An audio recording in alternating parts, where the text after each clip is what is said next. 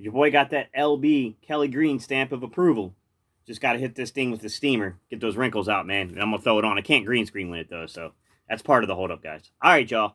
Today's topic, we're going to talk about surprising roster cuts. Some guys I think that for the first time in their life might be fighting for a position on this roster.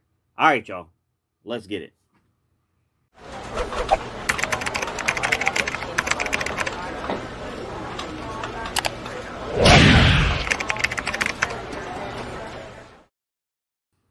What's up, Eagles Nation? What's going on, NFL world? How you doing, division rivals? This is Steven Hyder with Gate City Sports Channel, the sports channel where the cerebral NFL fan comes for about 10 minutes of daily content. Good morning, good afternoon, or good evening, whenever it is you get around and watching us. Once again, guys, my name is Steven Hyder, and this is Gate City Sports Channel.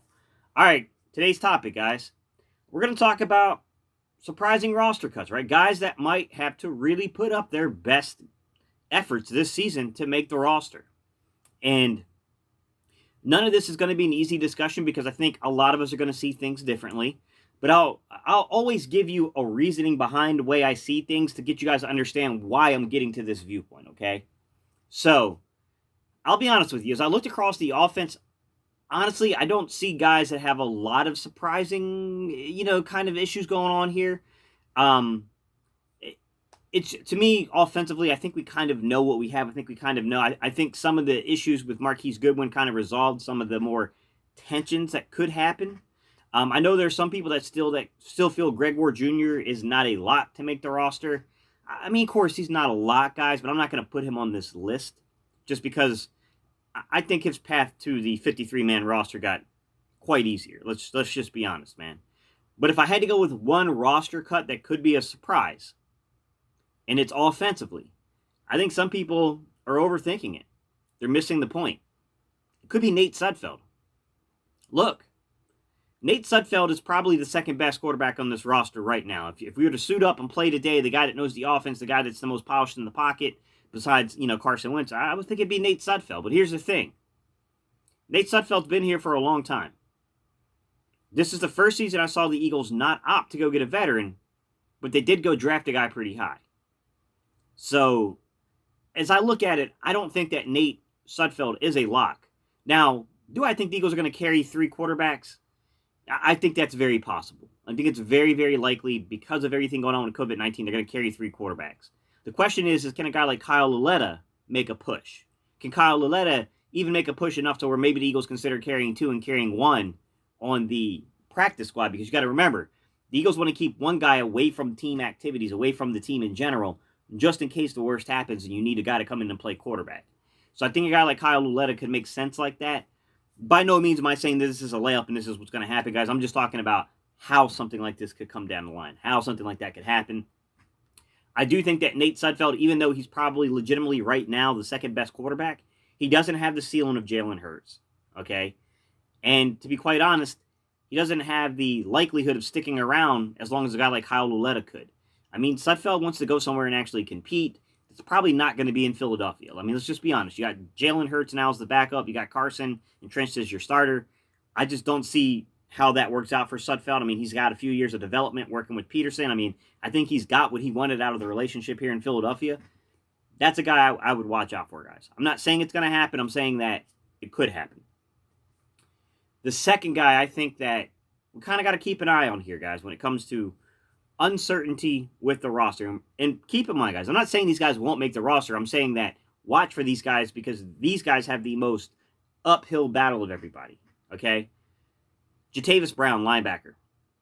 I'm just going to be honest, man. Jatavis Brown is definitely an athletic guy. He fits what the Eagles want to do in the offseason. I understand why they went and got him. He's got some experience playing the mic, especially in coverage situations on third down. He's had, a very, very fast and constant progression downhill, though, over the last couple of years. He was pretty good in 2017. Not so great in 2018. Pretty awful for the games he played in 2019. So, he's a guy I would keep an eye on. We drafted two guys. I mean, look, they're late round guys. One of them's a late round guy in Sean Bradley, so it's not a guarantee to make the roster either. But as I'm looking at the way, trying to project the roster for the age and all that kind of stuff, you've got different guys here. You know what I mean? Like, I can't see... I can't see us keeping 6 linebackers. And of course, if we end up keeping 6 linebackers, that shifts my perspective on this. But if we're only keeping 5 linebackers, because let's be honest, if you're going to keep more guys at different positions, you got to take away from another position. I think linebacker is just an easy one to take away from. So if you've got 5 guys you're going to keep, Davion Taylor's going to be on this team. Sean Bradley's going to be on this team, right? Nate Gary's going to be on this team. TJ Edwards is going to be on this team. That really only leaves one open roster spot, in my opinion. I mean, I just, you know what I mean? I think Duke Riley's going to get it over Jatavis Brown. I think Jatavis Brown is in trouble. I'm not saying Jatavis Brown cannot play him here in camp and can't take that spot from somebody, whether it be a Sean Bradley, whether it be a Duke Riley, but I do think his spot is less guaranteed than others. I do think that he's going to have a hard time making that push this season. Sorry about the alerts, guys. All right. The third player in the third position, I'll say that has a harder pathway to make the 53-man roster, guys. Guys, I'm going to go into that secondary. And this is a player that I'm a fan of. A lot of you are fans of. A lot of you are going to be mad at me for saying this, but I'm just telling you the facts. Cre'von Leblanc is not a lock. He's not. How many slot corners are you going to keep, guys? Like, you can't keep them all. Somebody's got to go. And like I said before, Cre'von Leblanc, if you were just taking the 10 best defensive backs, regardless of their alignment, whether they're safety or whether they're free or strong, whether they're a nickel, whether they play outside at corner, like, of course, he's going to be one of your 10 best players. The problem is that there are alignments, and we have a lot of guys that can play on that alignment. I mean, you got Nickel Roby-Coleman, okay? He's probably going to start for you there. You got Avonte Maddox, who's probably going to get moved all around, okay? You got Kevon Wallace, who can come down and play inside the box. You got Will Parks, who can do that, okay? Jalen Mills can do that. We just have too many guys that have that ability to be able to come down and play in that position. I'm not saying Cre'von Leblanc will be cut. I mean, the guy could just really, coaches could just be like, yeah, man, like, we forgot how good this guy was over the offseason, and we want to keep this kid. But I don't think his path to the 53-man roster is as clear as it once was. I'll give you a fourth player, guys, that I would, to me, could be a surprising roster cut, depending on what happens. If we go heavy at defensive tackle, might we go light at defensive end? And I think that's a real possibility here. Maybe we only go 5 defensive ends. Maybe we only go 4. Who knows?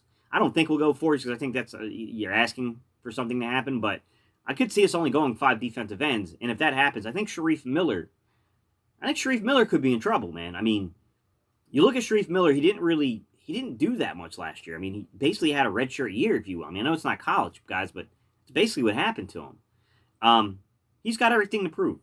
I don't know how good the kid is yet. He's got to prove something. I just don't know how you prove it in camp from that position. I mean, that's going to be, I think, a harder position to kind of prove.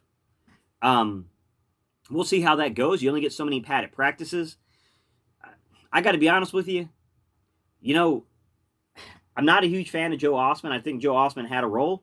I think you can argue that, you know, Avery and other guys coming in are going to take that role from him. So he's likely to be cut. But I don't know anything about the other kid. I don't know anything about Sharif Miller. We haven't really seen him play. I mean, to me, I would keep my eye on that one. If they only go 5 defensive ends, and especially if we end up deciding we're going to sign a veteran, if we end up signing a veteran before the end of the actual camp, guys, I think Sharif Miller is definitely cooked. But it's interesting to me because I could see him having a small role this year. I can also see him being cut. He's an interesting one for me to kind of keep an eye out on. I'll give you a fifth guy. I don't know if you'd call this a surprise roster cut. I kind of try to stay clear of a lot of the offensive guys, but I'll give you one because I do think that there's talent. I do think this kid can play. I'll give you a surprise guy. Kind of a surprise guy. I don't know if I call it a surprise, but a guy that has got a really uphill battle to make. Tight end, Joshua Perkins. Okay. Joshua Perkins, I know some of you guys are like, who cares? Don't cry for spilt milk here. Joshua Perkins, he was pretty vital down the stretch for the Eagles, man. He stepped in and played pretty well. I think Joshua Perkins has a lot of flexibility, being able to play tight end, being able to play kind of a receiver role. But I just got to look at all the receivers we have.